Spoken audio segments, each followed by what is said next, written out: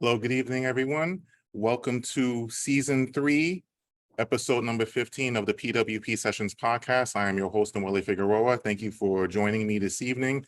Tonight's guest is a fellow poet whom I've interacted with on several occasions through past events by the name of Felix Guzman.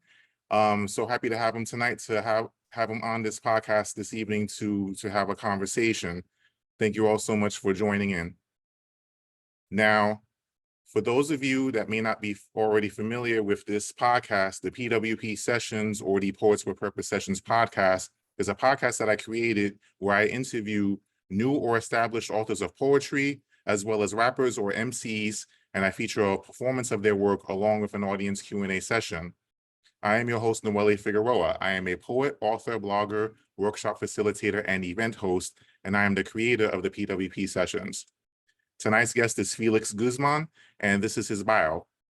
Felix Guzman is a poet and community organizer based out of Brooklyn, New York, taking care to build a healthy community for all. Felix has been appointed to the Department of Mental Health and Hygiene Consumer Advisory Board and New York City's City Council Commission on Community Reinvestment and the closure of Rikers Island.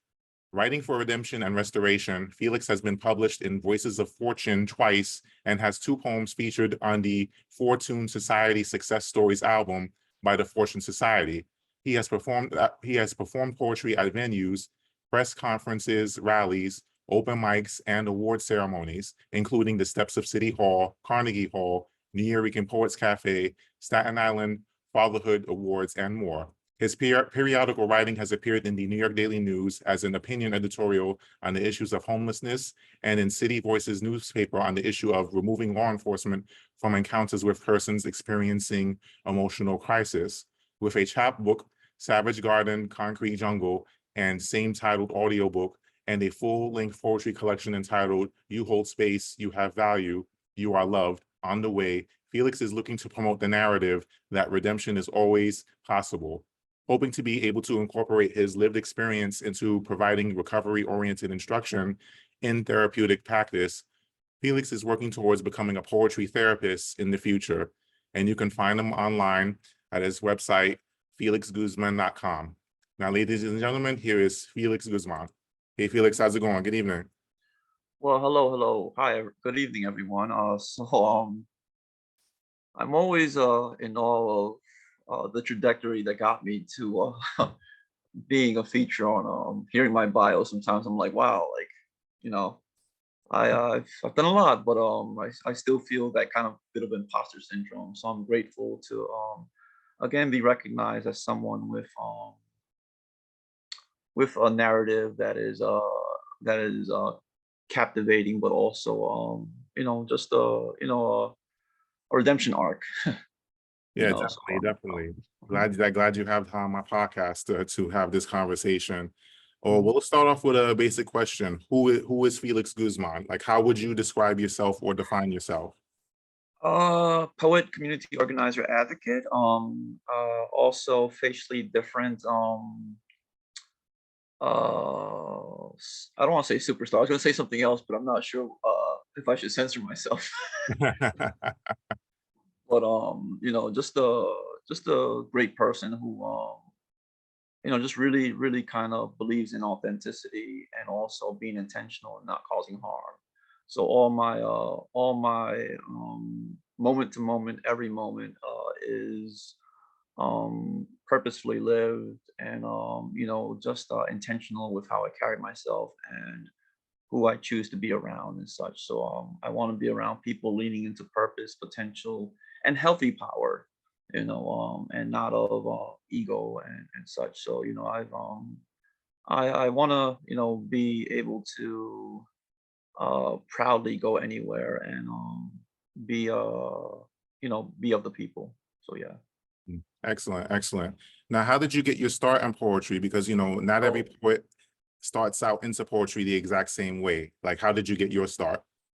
I've got to laugh because I wrote a poem for a girl back in junior high school, and I thought she would like it, and of course it got friend zoned, and so that could be a villain arc, or it might not be, but you know, I kind of left it alone. I didn't really see any kind of like just playing around with it. But then I had a an incident that happened freshman year of high school.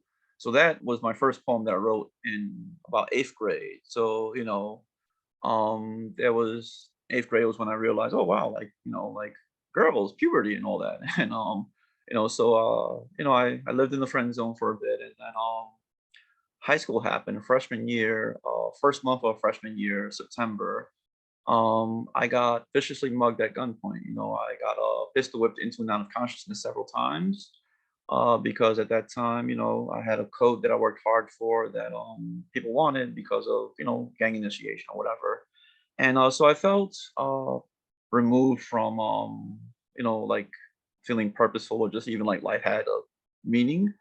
And I kind of felt that way for a few months, and then same year, freshman year, I was introduced to Shakespeare in a different context where it was beautiful to be able to hear a whole novel and a whole story, a love story at that with Romeo and Juliet that was just poetry in motion, and it was just great. And I think that I at then was when I realized that poetry was everywhere in the music that I was listening to. And having read poets and stuff like that, I didn't really internalize everything until like poetry just meant that it gave me the desire to want to love life again. And through that, poetry was a lifesaver and a life preserver, and it buoyed me to just feeling connection again. So from that point on, I just kept writing, here and there. And it's been about what, I'm 42 now, 29 years. Yeah, yeah.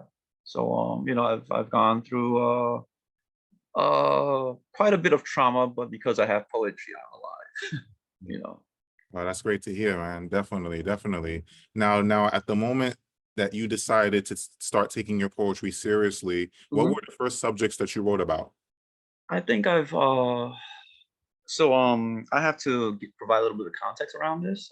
So I'm also someone with lived experience of incarceration and being homeless and having being abstinent from drugs and alcohol for right now about 18 and a half years. So a lot of the things that I wrote that I when I really started having a voice was when during my experience of while I was homeless, and that's when I was writing for survival and also to kind of stake a claim like I won't be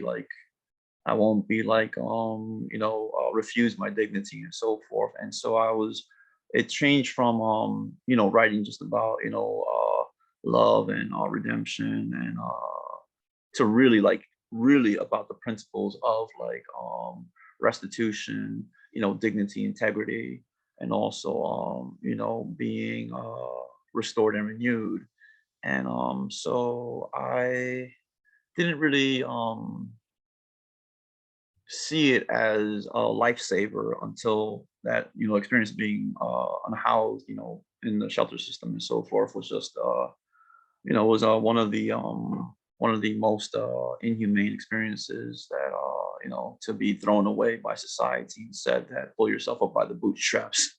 And Mhm. it's very difficult to kind of rationalize those circumstances. And luckily for me, some people journal.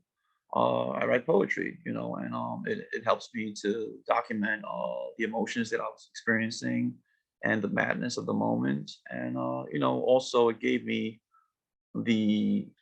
the possibility of redemption arc available to me because of you know uh while everybody is carrying on about their life, I'm struggling to make sense of mine. And poetry literally put me it provided a band-aid, it provided a crutch, it provided the wraparound gauze and everything to keep me to keep me put together and able to make it another day. So it started off years ago as a as a kind of like a trivial thing to express love, and then now it's actually taking on a context of I want to write scholarly articles and go back to school, become a poetry therapist, and give people the keys to their freedom in that manner, and literal and non, and just yeah, just bring purpose to people. That's excellent. That's excellent. Now you Mhm. talked about, your poetry helping you to cope with your, life experiences, and Yes. I'm fully, I'm in full agreement, Mhm. as far as, using poetry as an outlet for that, in regards to, helping to cope or maintain your mental health. Um, and mental health seems to be in the forefront more so these days. At least that's how I see it. Mhm. Because for so long there was a stigma attached to it, but now Yes. there seems to be more of an awareness of the need for mental health resources and mental health application, or mental health, being addressed properly. Now, Mhm. in that regard, how important is it to you to utilize your poetry in the context of, um being a positive resource, to maintain one's mental health? Like, how do you go about that? First thing I want to say is that struggles with mental health are real, and it's not just a trivial kind of talking point, and it's not like people crying out for attention when they say they're struggling, or it's not supposed to be something you worry about when a person's not around, or whatnot. And as someone who struggles with depression and PTSD and anxiety, it gets really dark sometimes, and I really would love for people to recognize that people a person isn't removed from going through something traumatic, or processing grieving in a heavy manner, or just even just having extreme emotional states, and also and or being that could include having suicide ideation. So I bring those points up because in the Black and Brown community, certain topics are taboo, such as suicide, such as hearing voices, such as every PTSD, anxiety, and I want to try to hold space in this moment for people that are really struggling, because I see it. I work in capacity at a psychosocial clubhouse, and it's amazing to see people actualize their potential and everything. And spaces like that are amazing for people to come to have a place of socialization, build their skills, and also just be continuously encouraged and supported as they navigate actualizing their potential. So to bring it back, now I say that my poetry is sort of like it's a flag being planted for people that normally wouldn't hear their stories being told. So a lot of my work is boldly talking about the harshness of the realities of life, and making them seem illogical to a person that doesn't understand it. But a it's a memory. It's memory making. It's thought provoking. It's meant to help people to understand that, like, how um sanity, sobriety, safety, security are all tied together. And when I write to just basically express everything that's in my heart, to make sure that one, that I heal and process. Two, that in the healing and grieving process, that I assure that I can still remain kind. So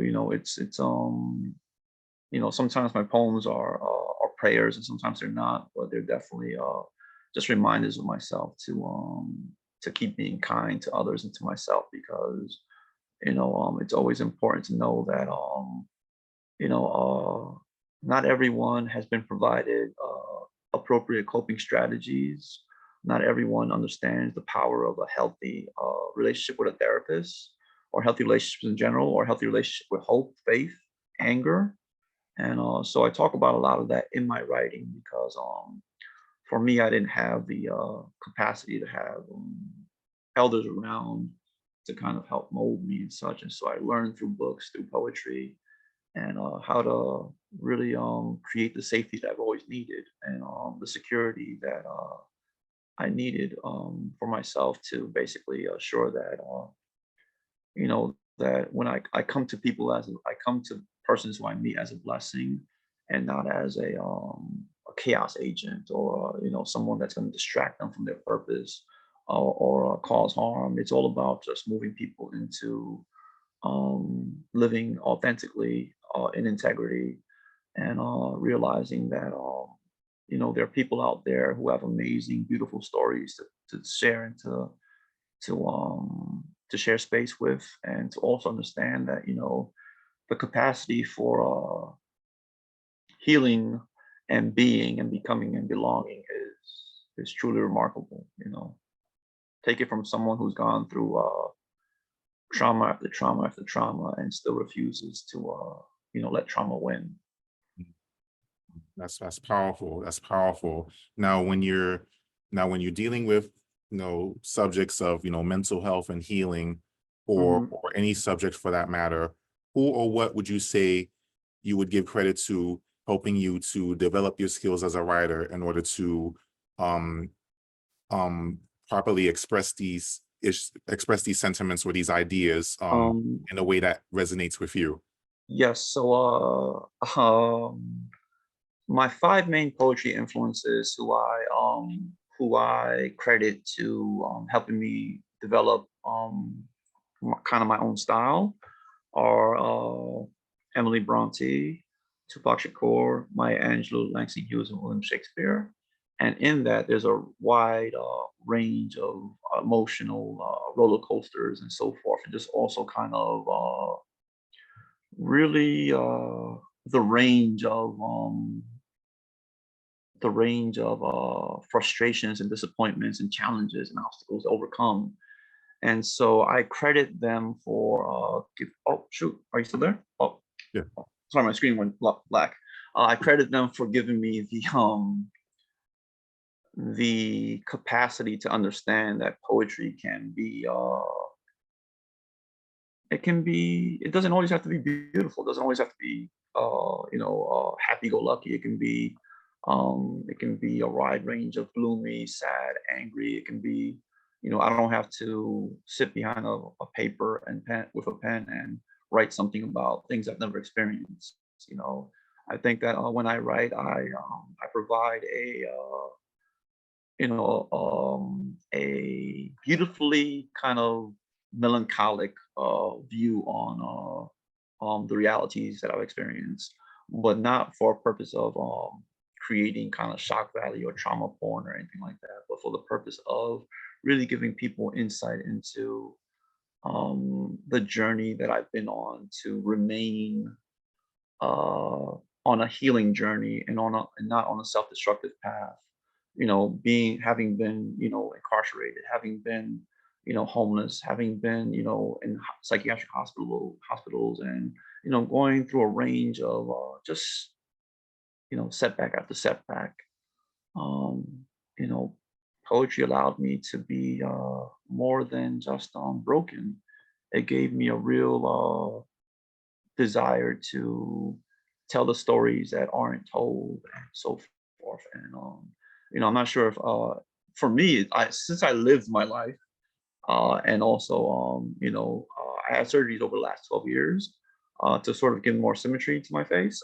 But I'm someone with facial difference. I was born with birth defect called hemifacial microsomia, which is basically some asymmetry across the vertical axis of my face. My ears are different. My nose is kind of askew. My mouth, my eyes are different, and so forth.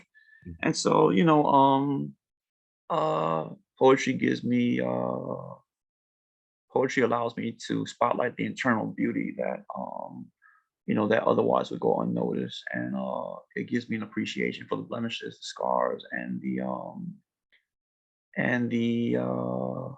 and being different, but not in a way that is kind of self-deprecating. It gives me joy to be able to kind of challenge notions of what conventional beauty is, or what masculinity looks like, and so forth. Right, right. Now, out of all the, subjects you may have covered with your poetry, Yes. do you feel there's one subject that you like writing about more than others? Uh, redemption. But also I recently started writing more about the experience of having a facial difference. That's a population that you never hear about. People that have, whether might have scars, whether they might have had strokes or so forth, or experienced gun violence or anything like that. I've started to kind of delve into what it means to actually be human when society tells you that your potential is limited by how you look. So, that's something that I've been working on now. But aside from that, that's a new topic that I'm kind of delving into. But definitely redemption, restoration, and providing moral restitution when harm is caused. Mhm. Excellent, excellent. Now let's talk about your poetry that you've had published. Yes. What method did you use to publish your work, and what was that experience like for you? To be honest, I registered a company. I got myself a saddle stitch stapler. I got myself Word. I learned how to put into a booklet, and I made things by hand, and I'm looking to build up the company that I established. Poetry Saved My Life as a full fledged company. Sorry, a full fledged nonprofit Mhm. that would be publishing books of persons who would otherwise not have access to traditional publication, such as the persons that are experiencing extreme marginalization, whether that be currently incarcerated or formerly incarcerated, having justice impact, persons living with mental illness and so forth. And, I just basically, to me, it's not about publishing to make money off of it. It's about putting something out there that people can actually have in their hands. So a lot of my stuff is actually, a lot of my stuff is actually suggested donation. I would rather people have access to my writing, because I don't know whether I've made a vow of poverty, or I don't know. I don't want to put a price on my work so that it ostracizes people's reach, but or denies people's reach, um, or access. I mean, but yeah, I learned how to do it on my own, and I kind of just, you know, if you want a PDF of it, just send me a message and I'll send a PDF. That's how I am. I would rather people have access to my writing than to actually to experience it, because I feel that if you have my writing before you hear me perform, or before you understand the context of the writing, then when you get the context around each poem, you'll understand, wow, like this is a lot more than what the words on the paper say. So, with that being said, I'm constantly looking to edit and revise. Hence, my book title there. You see, Yo, Right. Space, You Got Value, Your Love. My full length collection. I'm still working on it because, um, it's a labor of love, and I don't know how to end it. Well, I mean, that's excellent. Well, congratulations. First off, it's like not many people would even take the step that you have to just start putting yourself out there and then be dedicated to working on a full-length project. You Hmm. when it comes to us poets, our projects are like tailor-made to us, and it's all about going at your own pace to ensure that the work is how you want it to be, Yes. once it's finished. And Yes. and on that note, that kind of ties into my next question in regards to representation. Now, the Yes. word representation is thrown around in different circles for one reason or another. Now, when Yes. it comes to yourself and your work, how important is it to you that you make sure that you represent yourself in your totality, when in regards to all the things that make you who you are, how important is that to you? Well, this is gonna sound kind of morose or kind of I'm being facetious and sarcastic, but winning the birth defect lottery, I kind of look different. So there's not a lot of people who look like me in general Mhm. representation. So I hold a lot of uh when I look at when I used to identify facially different first before I was Afro Latino or a man or tall or skinny or curly haired or whatever, green eyed. I always identified as facially different first because I was never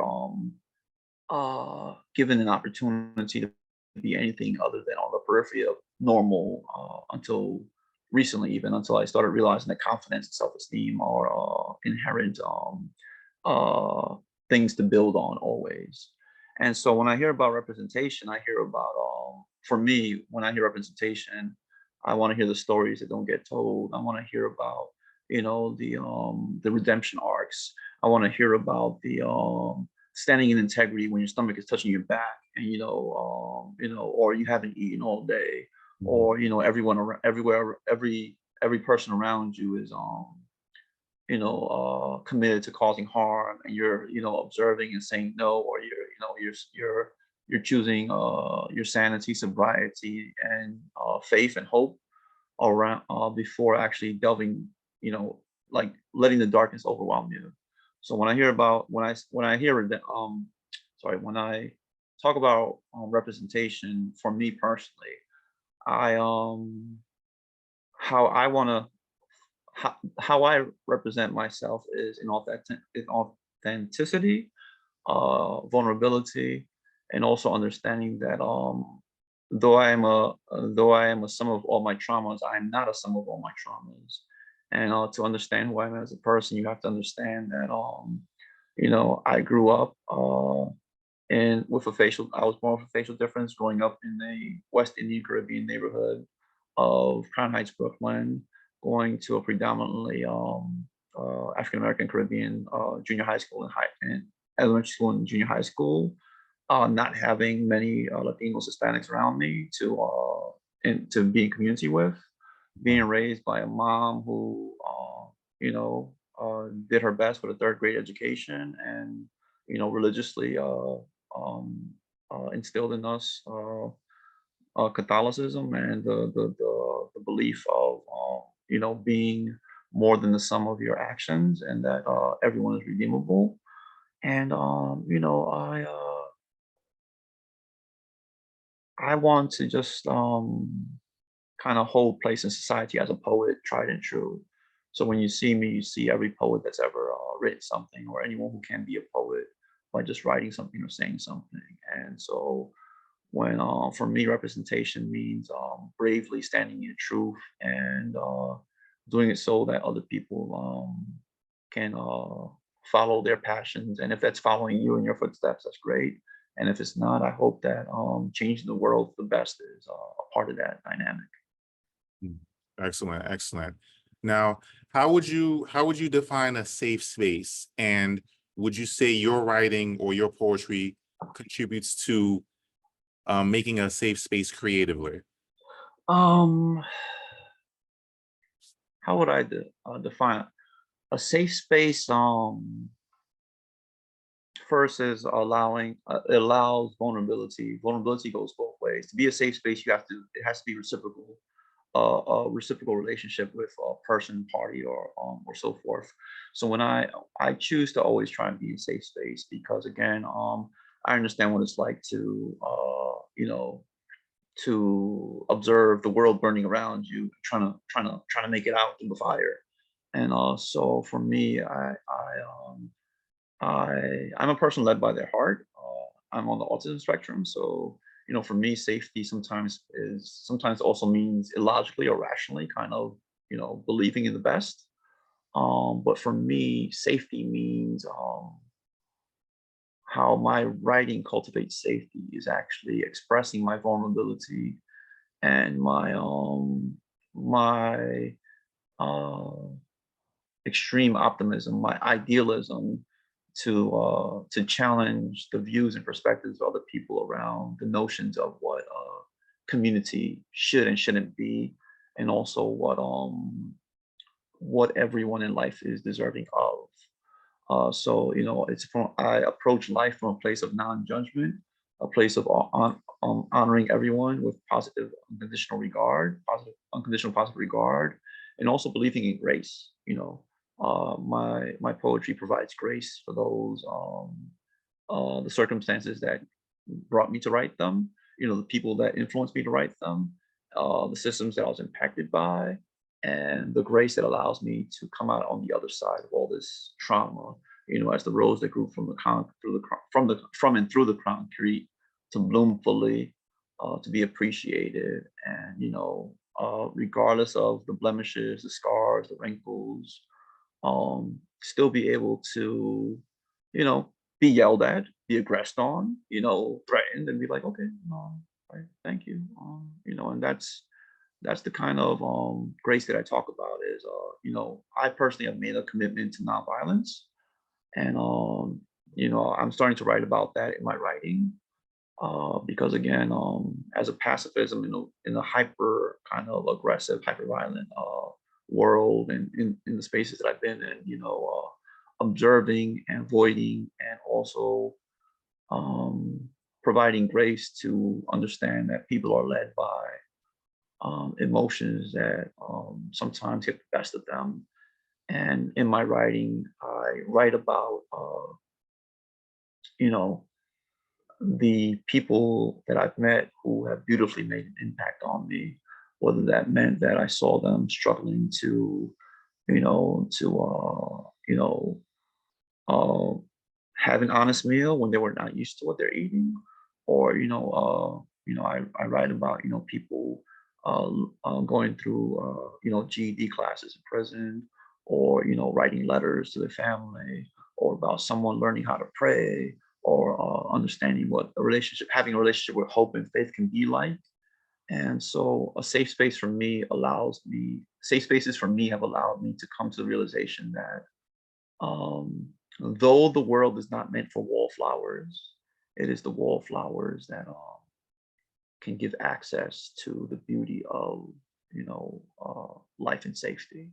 So I it kind of went all around the world, but yeah, to be a safe space in my writing and provide a safe space means that you look at my writing, you internalize it, and if you want to learn more about the context of the writing, exploring that through read along books, or eventually when I update my website, I'll have it available so people can understand that, like, yes, the world is crazy. Yes, life is chock full of surprises that that are challenges, both moral and physical and spiritual challenges, and but if you can pick up my book and understand that that a caterpillar becomes a butterfly, and sometimes the caterpillar doesn't.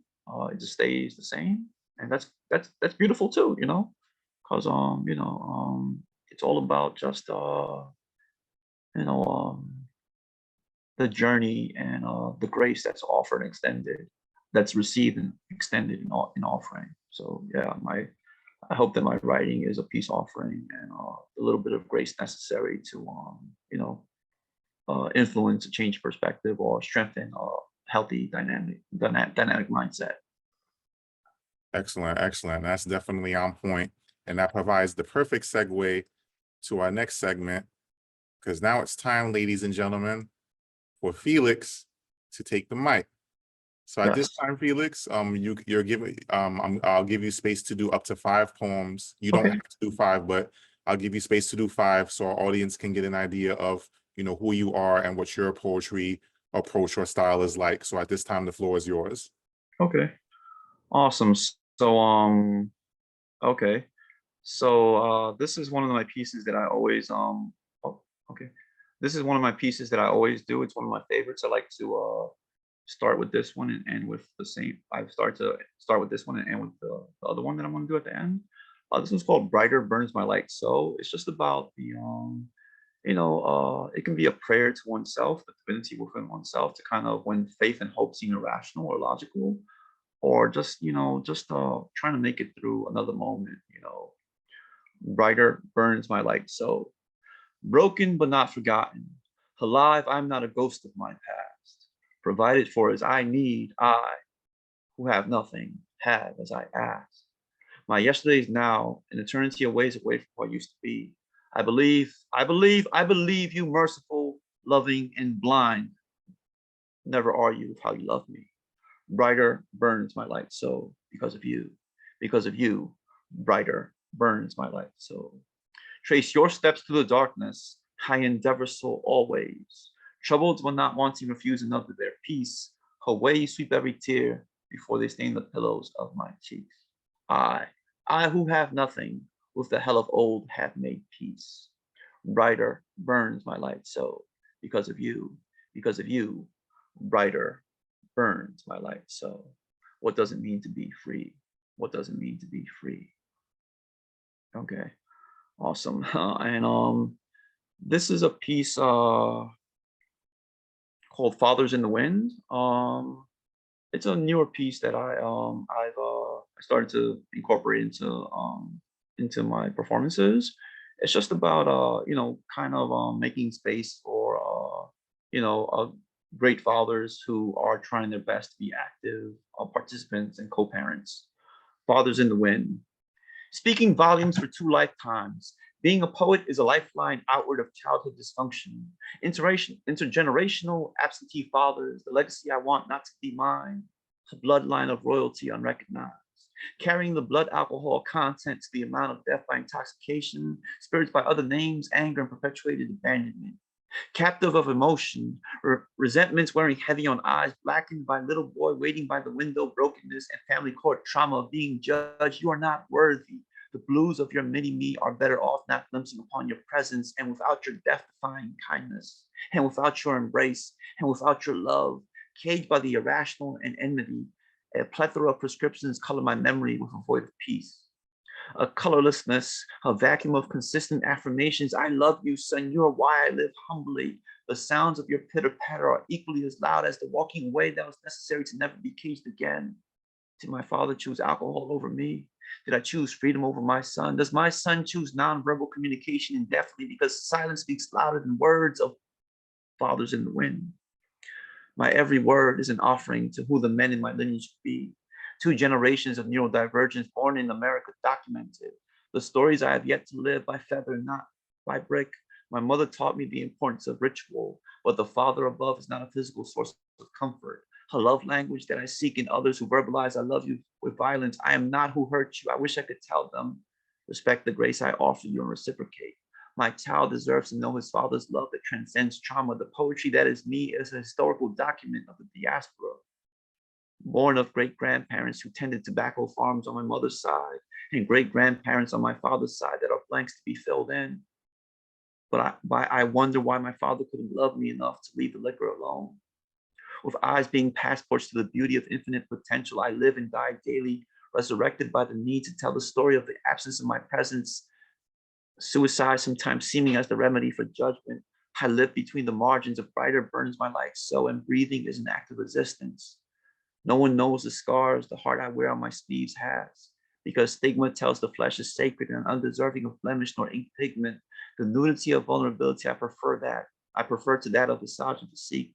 Regardless of what I'm perceived to lack, I am free. Capitalism can never kill me enough to forget me. I will be the voice of my peoples, no longer to be neglected. My inner child will know himself to be loved to light, one day at a time. The work is never done until he knows himself. So that piece was, it was a little strong, but in understanding the role that, absentee fathers and, having a contentious relationship with faith can really be challenging sometimes, but it's always good to offer yourself grace. Okay. A poet never dies on paper. The politeness of an overwhelming wisdom learns us liberation and freedom to be antonyms. The grief of being entitling breath to color the moment's gospels of potential. The construct of beauty is never faithful to the abstract. A smile unrefined, the thirst for belonging once verbalized surrenders the grace of deaf wonder. A poet never dies on paper. A rumor being the truth to those within quiet rooms. Suffering is the personal prison of the brave, unafraid of an opalescent nothingness. Time consecrating the sacred, understand self-love to be a burial for insecurities. Unrefined means unrecognized potential, the metapsychology of the impoverished, the threadbare offerings of bread and water laid proudly at the altar of the unbelief. We are more than what we collect than what we lack, but a collective of confidence schemes, droughts and overflow, ambassadors of absence. I die daily before the trinity of self. Me, myself, I pride myself on understanding grace to be a charismatic movement, ritual and malady, grief and praise, birth, definition and the search for meaning, temporized breathing with purpose lends fortune and joy, convocation, if you will. We are never history studied until gone and made to wonder without legibility. To convene around the fire within is giving light to legacy, one word after the other. Yes, and this one is called The Struggles We Overcame. Again, it's just about kind of standing in the truth always, despite going through, things that should have made you unredeemable, or people leading and living into the darkness entirely. The struggles we overcame, until from the cadence of the pitter patter against the womb lost and the pursuit of dollars no longer learns as captive of collective scars, living needs refuse the silence of death. To oblige their dreams for it to be of words is to for conviction be ambassador, and poetry is the remedy. Existing outward the strokes of artistic interpretation we aren't meant for to be is never an obligation between the tangible bookends of breaths, until haunted not by consciousness, found in the names by birthright offered, being wisdom embodied, those who aren't their traumas are still their traumas. The legacy of family histories lived and told through eye contact made. Truth to light, tears aren't ever less than soul jewelry, and so let us cry unashamed. In realizing the clouds are water, let us in slow motion above earth and ocean dance like we won't be made ghosts tomorrow. For to write is to abide in wisdom. More than lesser than always, time will prove us timeless if only foolishly. To be in comfort denies ownership to a wailing earth, eulogizing community. Never is there a heaven for they, allowing the sun to grace their eyes with no pain. We poets are the fortunate, for not too many are still with us from the struggles we overcame. And this last piece is called Breathing is an Act of Resistance.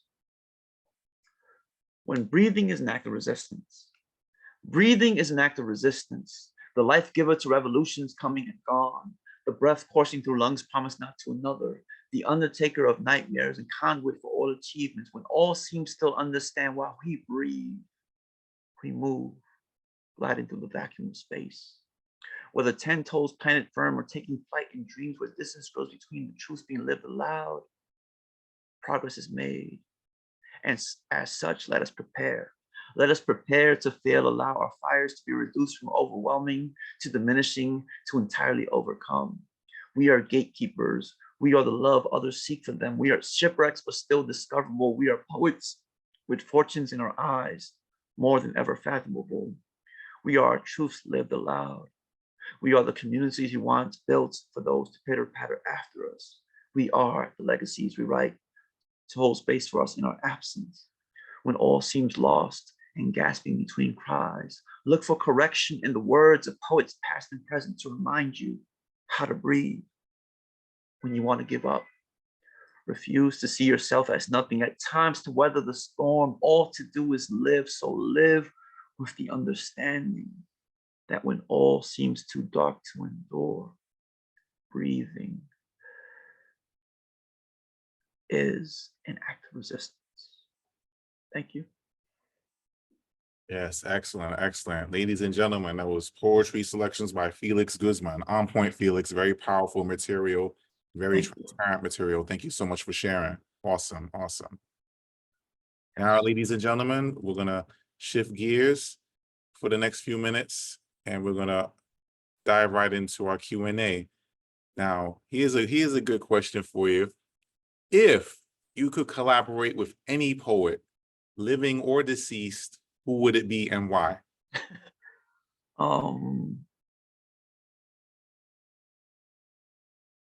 That's actually interesting.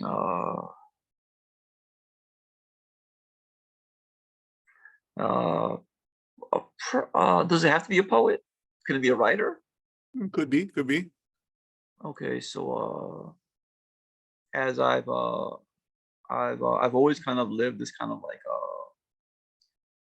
with my life having the undertones of pacifism and what I now understand as a commitment to nonviolence. Probably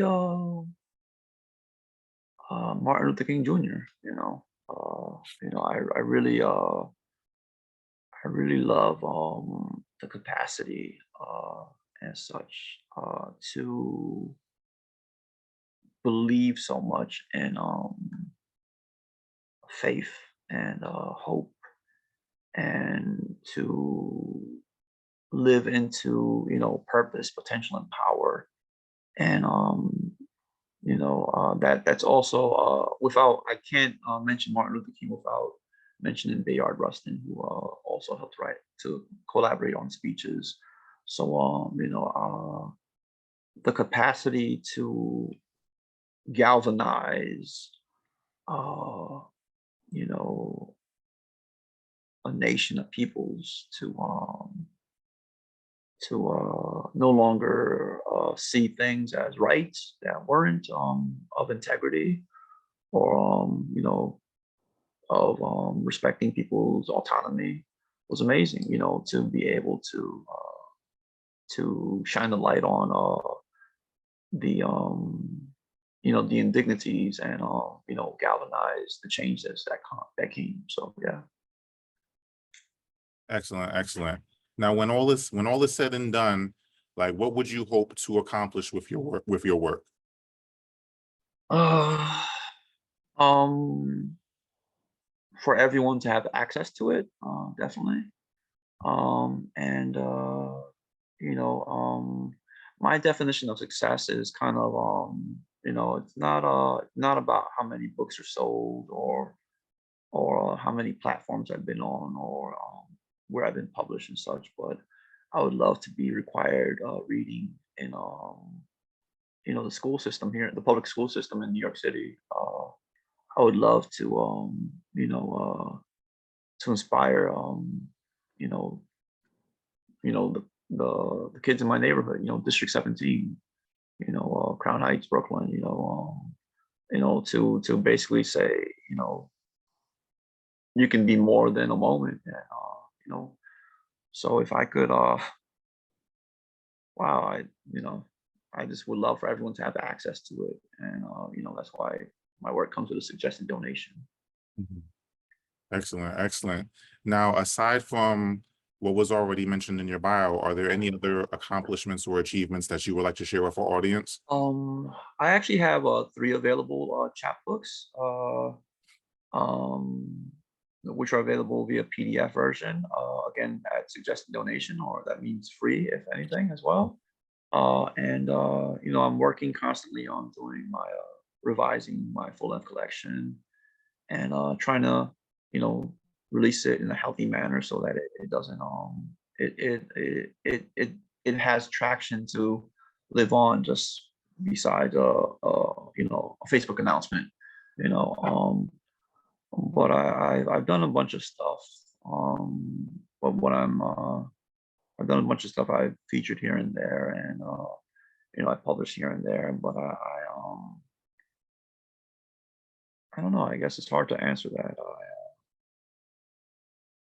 I want to be for everything that I have done and haven't done. I just want to be remembered for my work going forward from this moment.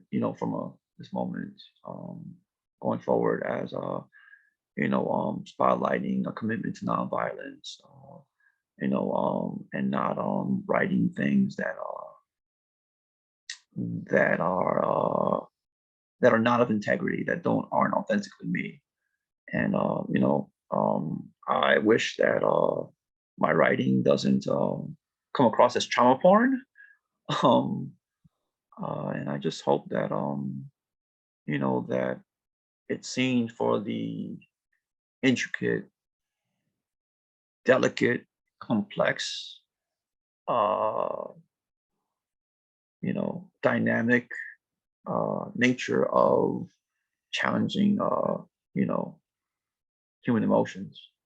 So I want to be known for a person that helps people to realize that, what life should be and what could be and what community means, and that inner beauty can makes a difference in life.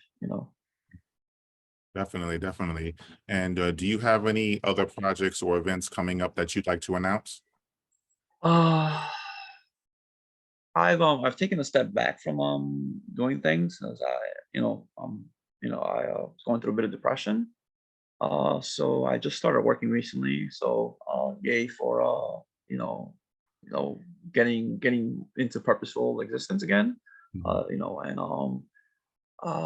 I say that not to that's not saying that if you don't have a job you don't have purpose. I mean, for me, I gave me a chance to be active and helping others. And